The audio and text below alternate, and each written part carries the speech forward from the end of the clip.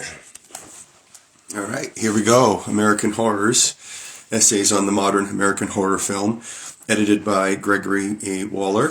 And this is the sixth essay in this book, called The Stalker Film, 1978 to 81, by Vera Dika. Here's the background. Vera Dika's essay on the cycle of texts she dubs The Stalker Film covers Halloween and several films discussed elsewhere in this collection by Lucy Fisher and Marcia Landy, Robin Wood, and J.P. Tellot. Although she, too, examines the role of point of view and the masculine controlling vision in these films, her primary intent is to determine systematically those elements that define the Stalker film as a specific subgenre of modern horror, its recurring character types, cinematic techniques, and plot functions, as well as its organization of themes and values into a series of binary oppositions. Dika offers a structuralist analysis of narrative, modeled in part on Will Wright's application of Levi-Straussian methods to the study of popular film in Six Guns and Society. Dika has completed a book-length study of the Stalker film. She holds a PhD in cinema studies from New York University and is currently teaching at Rutgers University, New Brunswick, New Jersey. And the essay starts here.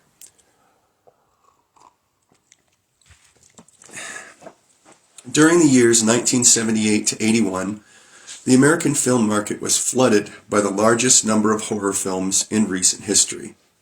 Many of these films exhibit an unprecedented level of explicit violence and so have commonly become designated as splatter or slasher films.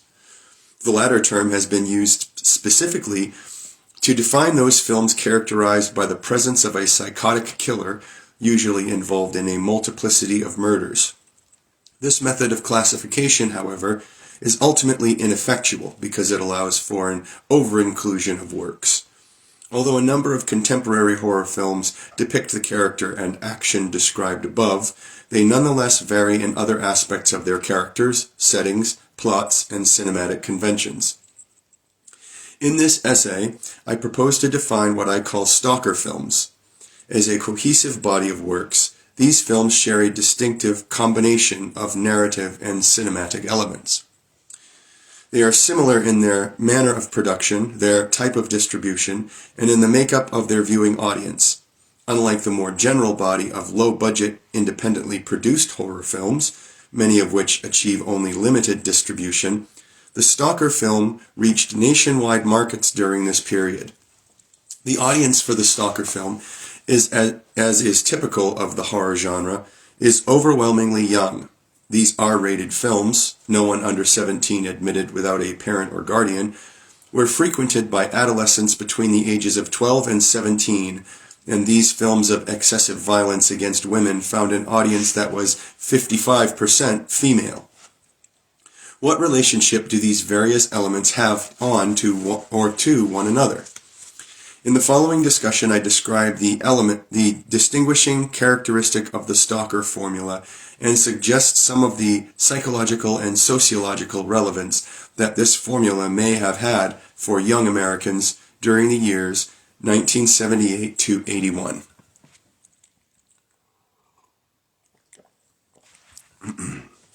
The beginning of the Stalker cycle can be most effectively traced to the impressive success of John Carpenter's Halloween, 1978.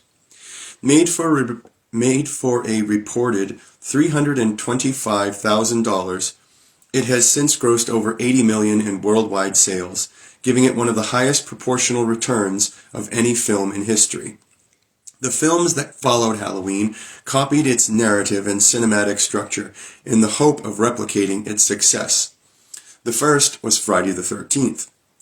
Also made on a low budget, Friday the 13th returned huge profits to its producers and has since spawned several sequels, each almost an exact copy of the original. The impetus toward a high level of replication is, in fact, a hallmark of the Stalker film. Not only are the narrative elements of these films closely repeated from film to film, but so are their formal and visual elements. Shot structures are often held intact, as are framings, compositions, situations, and even the explicit content of the image. This level of replication gives the films an already seen quality that is more extensively realized than in any other popular movie formula. The following is a list of films released between 1978 and 1981 that incorporate the greatest number of conventions from the formula for the Stalker film. And here's the list. 1978, Halloween. 1979, Friday the 13th, Prom Night, and Terror Train. 1980, My Bloody Valentine, Night School, and The Burning. And 1981, Friday the 13th, Part 2, Graduation Day, Happy Birthday to Me, and Hell Night. On a narrative level, most of these films portray the struggle between a killer who stalks and kills a group of young people and a central character, usually a woman, who emerges from this group to subdue him. The single most distinctive characteristic of these films, however, lies in their representation of the killer. He is either kept off-screen or masked for the greater part of the film. He is thus depersonalized in a literal sense, with his body and the more intricate workings of his consciousness hidden from the spectator. This characteristic distinguishes the Stalker film not only from most contemporary horror films, but especially from those that also depict a psychotic killer involved in multiple murders. In the latter, the killer may be identified on screen and psychologized, as in Maniac from 1981, Fade to Black from 1980, or When a Stranger Calls from 1979. While in the Stalker film, the killer's presence is indicated primarily by the musical score and a series of distinctive shots. The most famous of these shots is the moving camera point of view shot, which stealthily approaches an unsuspecting victim. By failing to return to a reverse shot of the killer's face, the film's spectator is presented with only the victim's field of action. Less discussed but equally as conventionalized is a sequence of shots that signify the killer's presence but fail to confirm his exact position within the space. These shots tend to fragment the visual field by observing a potential victim from a variety of different focal lengths and angles. Some of these can be read as subjective shots because they suddenly approach the victim, are taken from behind doorways or partitions, or are merely held too long. But since they are rarely confirmed by a reverse shot, they cannot be clearly attributed to the killer's look or taken as an indication of his position in space. We know that the killer is there, but where? Through their repeated usage within each film and across the films of the cycle, these shots have become conventionalized and have established a set of expectations that involve the viewing audience in a guessing game. Where is the killer? When will he strike? This manipulation of expectations has been known to elicit a voiced response from the audience. Viewers shout warnings to the film's victims, but strangely, they do not seem to be overly concerned for the victim's welfare. Instead, the young spectators greet the gruesome events on screen with open enthusiasm, cheering and laughing, and dividing their support primarily between the heroine and the killer.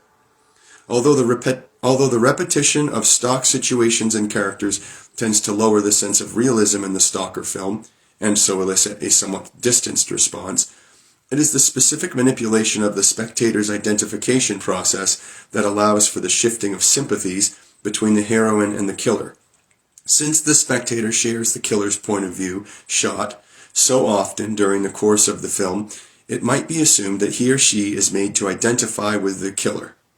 This, however, is only partially true. The structure of identification in the Stalker film allows the viewer to identify with the killer's look, but not with his character. As noted, the killer's point of view shot is not followed by the traditional reverse shot, which not only would reveal his person but also give us access to his humanity. Without this reverse shot, the spectator is left with an unattributed vision, which he or she can indulge in without identifying with the character who has generated it. Through the predictability of its usage, however, the spectator does know the intention behind this unclaimed stare. The characters presented by the point of view shot are the objects of sexual investigation and or the intended victims of the killer. The spectator is allowed to participate in this kind of involvement, but because of the structure of identification, is freed from sharing the emotional or moral implications of this act. The spectator's moral identification is instead reserved for the heroine of the film. As a good and valued character, the heroine is usually allotted a larger number of close-ups and reverse shots and is given more screen time than all other on-screen characters. As the spectator's point of narrative identification, she ultimately does battle with the killer and triumphs over evil. The sum of these techniques then allows for a shifting of identifications between the killer and the heroine, maximizing the spectator's involvement in the screened events, while also allowing her or him to maintain a degree of moral distance. Along with the characters of the killer and the heroine, the Stalker film is comprised of a group of young people, the film's victims. They distinguish themselves from the heroine and the killer by their inability to see and use violence, and ultimately by their inability to generate the flow of narrative. Unlike the heroine, who is herself an essential member of this young community, they have no knowledge of the killer's threat or of the murder of their friends. They cannot cinematically return his gaze by having a point-of-view shot of his presence attributed to them, and concomitantly they have no ability to use force against him. Instead, they are quickly dispatched, punished in terms of the film's formal logic, not only because of their inability to see, but also because they have allowed themselves to be seen. The young victims of the Stalker film are often presented as sexual objects. Portrayed by attractive, energetic actors who radiate good health and normality, they engage in activities that facilitate the spectator's voyeuristic enjoyment.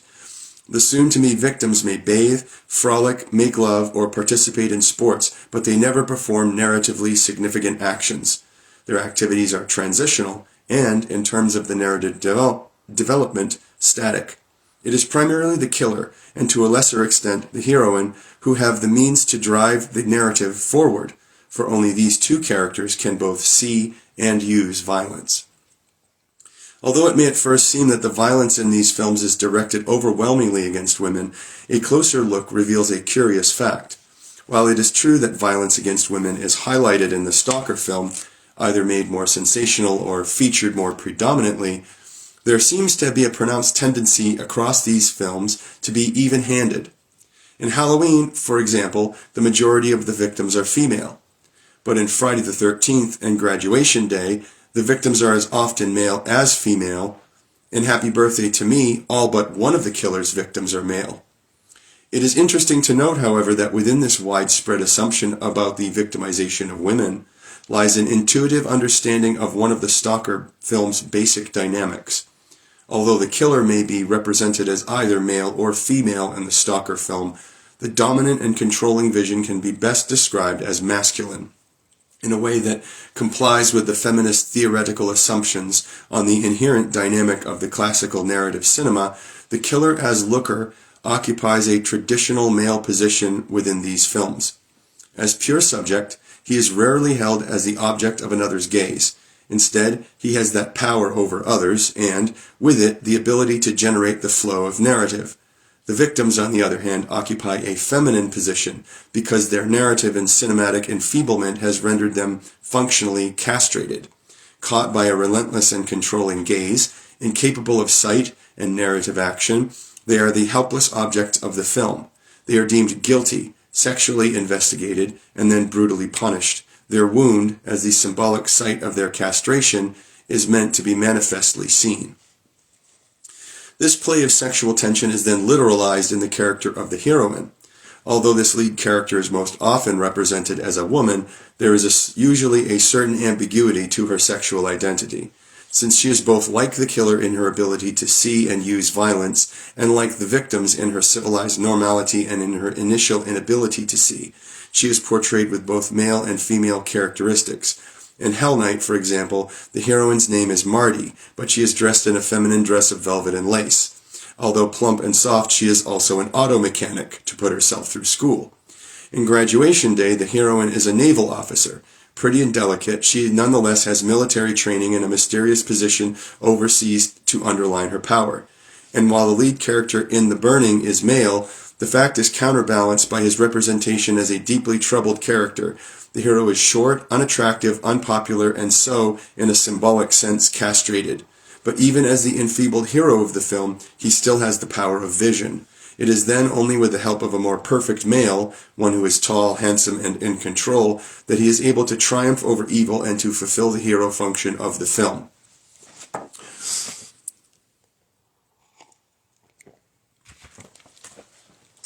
The heroine of the Stalker film maintains her position as a privileged character by the sum of her narrative and cinematic attributes.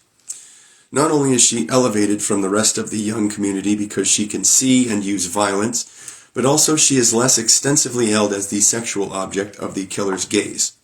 Since the heroine shares with the killer the ability to function as subject, she is presented in a manner that complies with her more masculine status. She is less likely to disrobe to the point of nudity for the camera or to be involved in extensive on-screen sexual activity, although she may be represented as a virgin, as in Halloween, or having a greater sense of propriety and restraint, as in Hell Night, or as a sexually active person whose more private moments are simply not presented on screen, as in Friday the 13th, Part 2, she does not necessarily have a greater morality than do the others.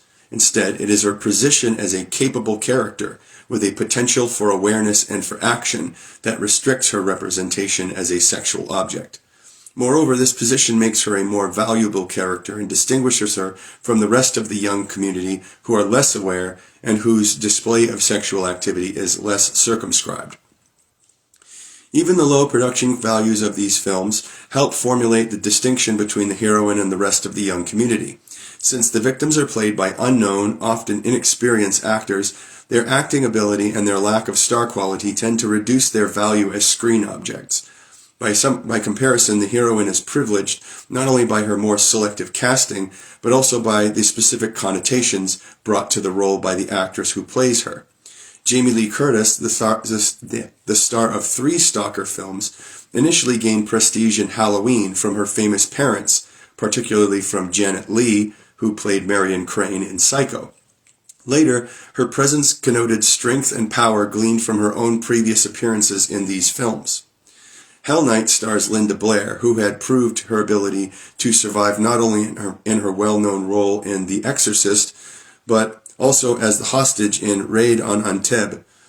And in reverse fashion, Melissa Sue Anderson's appearance as the perverse and potentially dangerous heroine in Happy Birthday to Me is an ironic comment on the sappy innocence she brings from her role on the television series Little House on the Prairie. The heroine, the killer, and the victims of the Stalker film are depicted as being in conflict, but they are usually members of a single young community. In opposition to this insular group is an outgroup of older people, parents, teachers, psychiatrists, or policemen.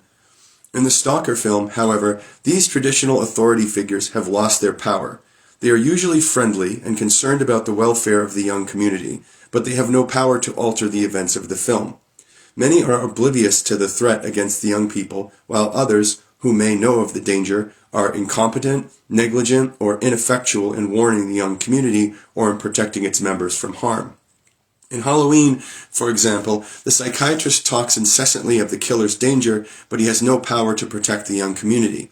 He succeeds in stopping the killer only at the very last moment, saving the heroine's life but not those of the other young people. In Prom Night, policemen withhold information of a psychotic killer's return to the community. That this individual is not the killer preying on the young community not only makes their act meaningless, but also serves to underline their incompetence. In Hell Night, the police dismiss a young person's frantic plea as a prank, while in Friday the 13th, the young community ignores the warnings of an old man. So, regardless of its particular representation, the traditional community is always shown as being tangential to the young community and as consistently ineffectual in altering the major events of the film. Unlike the complex characterizations of more individualistic works, the characters in the Stalker film, and arguably of other genre products, form a distinctive set of binary oppositions that represent principles, concepts, or social types. Based on our discussion thus far, we can qualify the nature of these oppositions and note the manner in which the interaction of the film's characters generates meaning within the texts. The heroine and the young community in the Stalker film are separated by an opposition that can best be described as valued, devalued.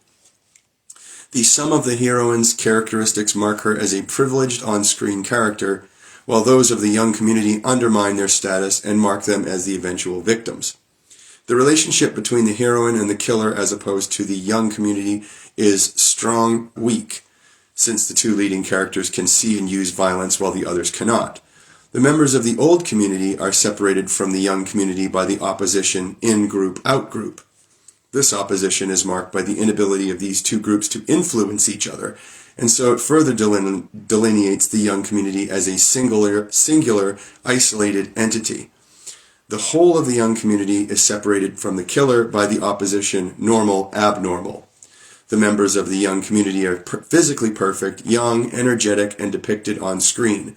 The killer's abnormality is dramatized by physically excluding him as an on-screen presence and by his status as an archaic element. So although the killer is presented as being part of the young community or indigenous to the place they occupy, he is also significantly unlike them in the sum of his attributes. Finally, the opposition that separates the heroine from the killer is best described as ego-id.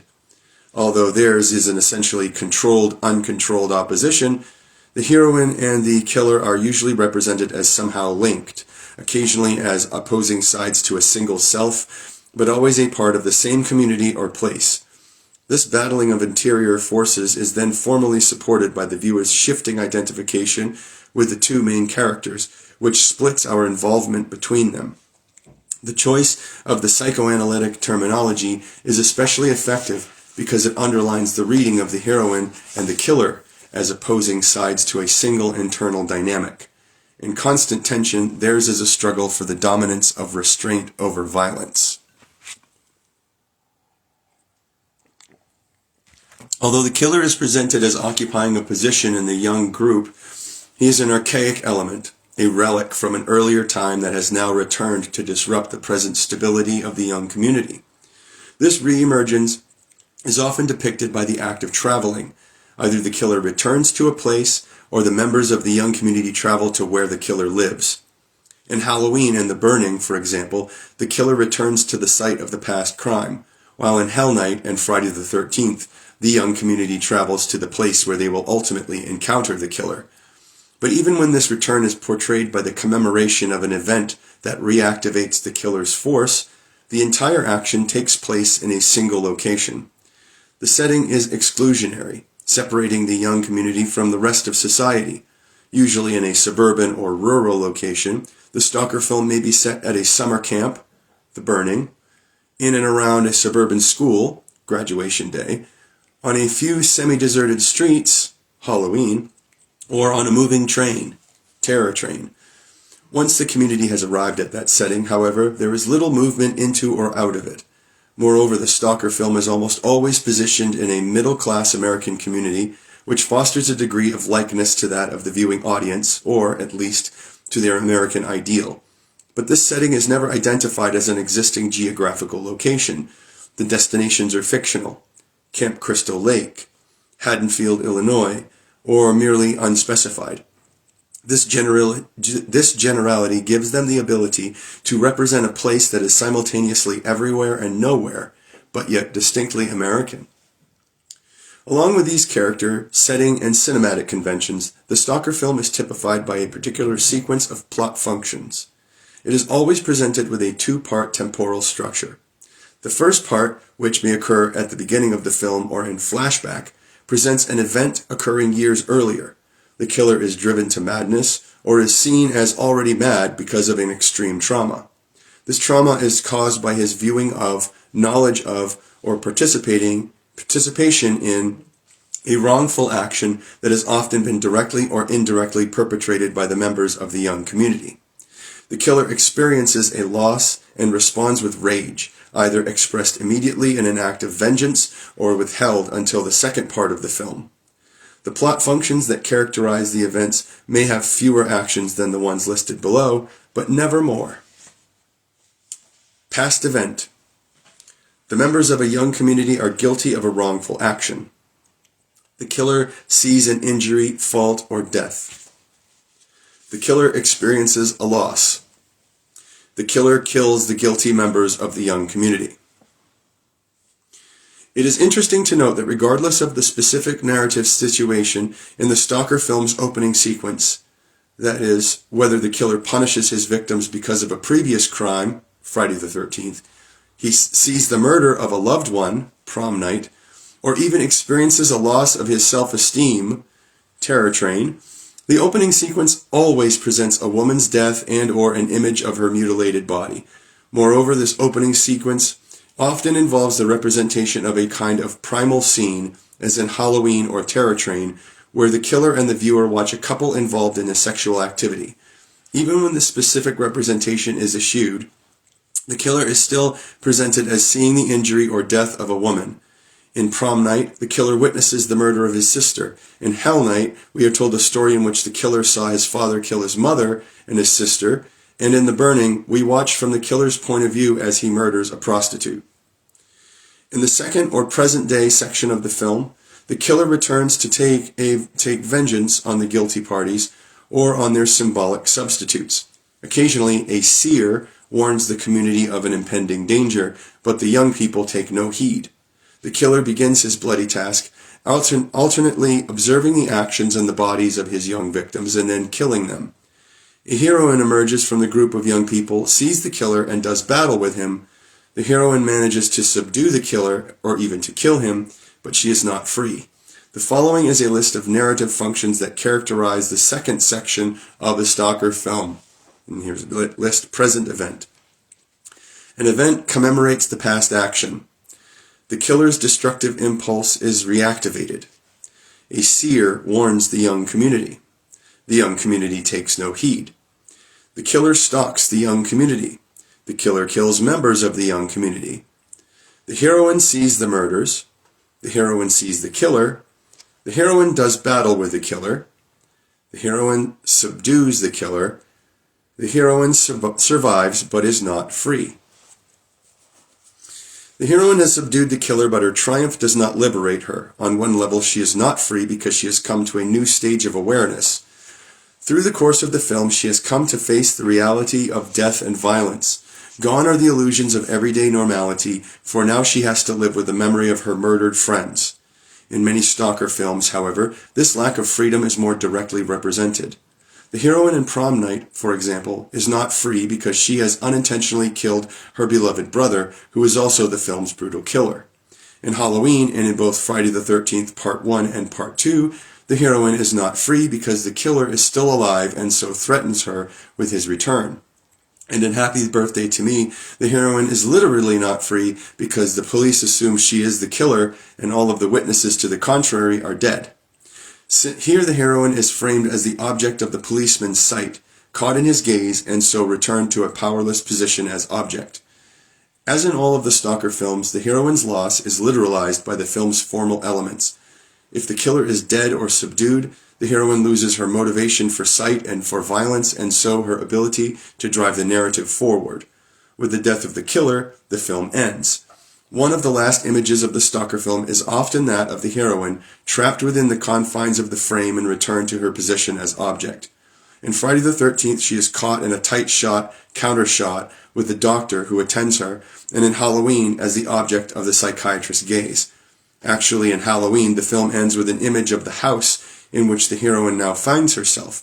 But this is not presented as an objective shot, but is rather attributed to the killer's gaze. He is still alive and once again dominates the visual field. As a result of this reappropriation of the image, the heroine is returned to her feminine position, no longer capable of maintaining her role as a subject. In a most literal fashion, she is not free because the threat against her continues. Although the films listed here comply most closely with the combination of elements for the Stalker formula, individual conventions occur to a lesser or greater degree in many other recent horror films. When A Stranger Calls, for example, incorporates a number of these elements, but ultimately fails to comply with the significant combination that characterizes the formula. The opening of Stranger is typical of a Stalker film. It depicts a past event, and a young woman is taken as the object of the killer's gaze. The visual field is fragmented as she is framed from a variety of different angles, alerting the spectator to the killer's lurking presence, but not to his exact position within the space. But Stranger makes a major divergence from the Stalker formula when, in the second portion of the film, the killer is exposed and his psychology and motivation are investigated. Eyes of Laura Mars, on the other hand, originally written by John Carpenter, is in most ways a Stalker film. It maintains the two-part temporal, although the past event is only recounted and not shown, and adheres to the prescribed list of narrative function. Moreover, the dominance of the male gaze and the feminine position as object are directly featured in this film that takes the issue of the representation of women in the media as its central topic. But since Laura Mars was made on a high budget with major stars and with a self-reflexive attitude, it lacks the described balance of elements found in the Stalker formula. These films need their less-than-professional look, their devalued quality, and their lack of sophistication to reduce the realism of the screened events and to encourage a gaming response to the film. Moreover, Laura Mars does not have a youthful protagonist or community. It is set in New York City, and it depicts the high-fashion world of art and photography. It thus eschews the usual representation of youthful Middle America, and so the connotation of the mainstream or the ordinary. In that Laura Mars purports to be an individualistic work, it presents the specific, not the general, and stands outside the sequence of replication that tends to give the Stalker film its characteristic already seen quality. The Stalker formula is then a combination of narrative and cinematic conventions that has proven to be most successful within a particular historical period and has been the most capable of engendering copies. The films that best embody this formula make up a cohesive body because of their high level of violence, their single narrative component, and a distinctive combination of elements that are experienced as particularly satisfying by their audience. The unavoidable and perplexing question that now arises is, of course, why, and especially why at this particular time in history. For the answers to these questions, we must once again look to the combination of satisfying conditions that the Stalker film provides.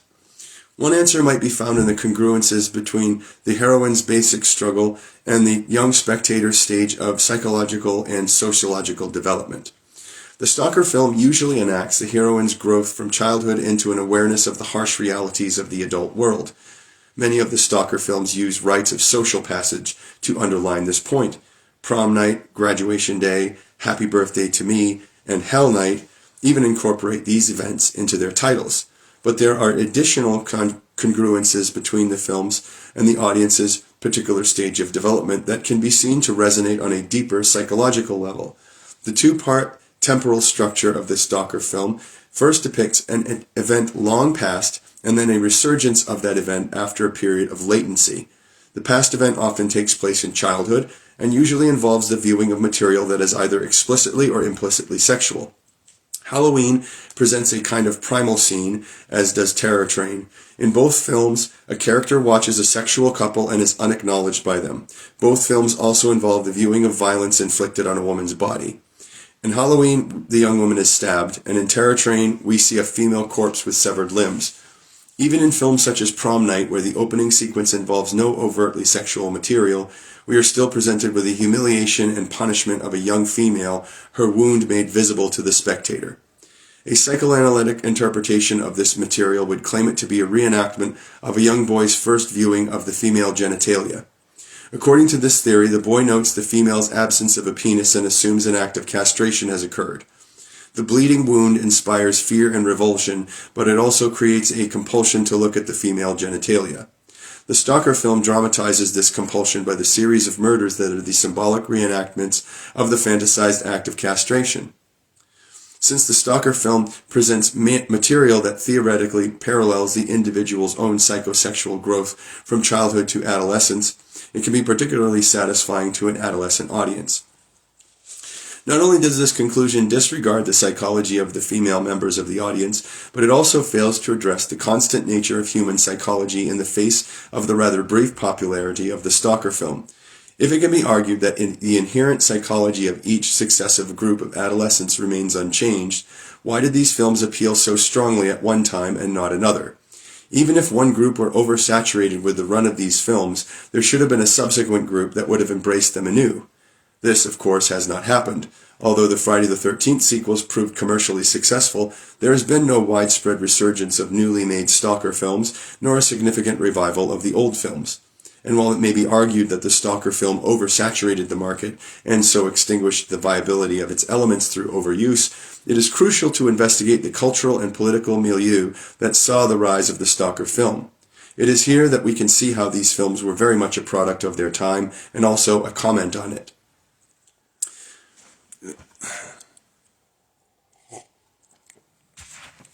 The Stalker formula achieved its greatest success at a transitional period in American history. After the humiliation, loss, and guilt of Vietnam, America found itself in an enfeebled world position, faced with a faltering economy. Moreover, the Carter administration, much assailed because of its incompetence in maintaining a position of strength for the United States, received its most crushing blow with the Iranian hostage crisis. In 1979, at a time paralleling the rise of the Stalker film, American government personnel were held captive in Tehran for over a year. While the United States acted with restraint, the national mood was one of outrage and impotence. The desire for action often found expression on buttons, bumper stickers, or graffiti that read, "Fuck Iran" or "Nuke Iran." The American hostages were finally released in 1980 on the day of Ronald Reagan's inauguration.